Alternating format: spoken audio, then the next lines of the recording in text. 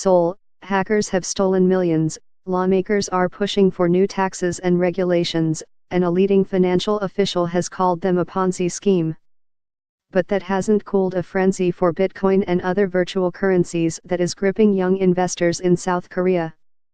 On a recent weeknight at Sungkyunkwan University in Seoul, more than a dozen students crammed into a classroom to share tips on investing in so-called cryptocurrencies, which have driven tales of fantastic returns for savvy investors. The group sat in rapt silence, broken only by a sudden shout of "There was just a big jump!" from someone monitoring his virtual currencies, as one student gave a presentation on how to read financial data and predict future trends.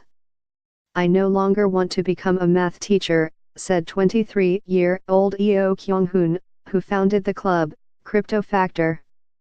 "I've studied this industry for more than 10 hours a day over months, and I became pretty sure that this is my future." Driven in part by a dismal economic outlook including an unemployment rate almost 3 times the national average, young South Koreans are flocking to virtual currencies despite the risks and warnings from officials, analysts say.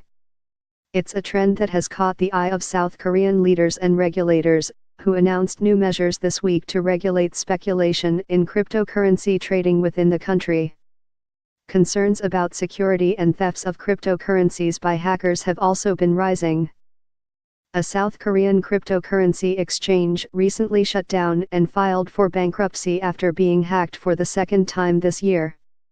Young people and students are rushing into virtual currency trading to earn huge profits in just a short period of time, Prime Minister Lee Nak-yeon said in November. "It is time for the government to take action as it could lead to serious pathological phenomena if left unchecked."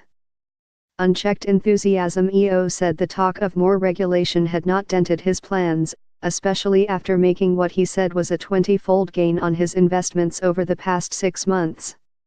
He said that many students were bringing laptops to class to track the movements of their investments and participate in actual trading. "Even when professors are giving lectures right in front of them," he said. Younger investors have especially gravitated toward so-called altcoins, or virtual currencies other than Bitcoin, which often trade at much lower values, analysts say. Since young people are more mobile-friendly, they can actually make more out of altcoin investments as long as they are able to discriminate gems from pebbles, said Kim Jin-hwa, one of the leaders of the Korea Blockchain Industry Association, an association of 14 virtual currency exchanges.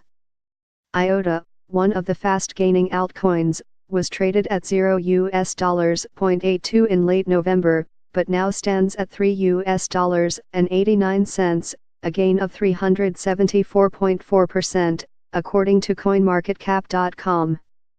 Energo, TSL, another type of altcoin, gained 400% during the same period.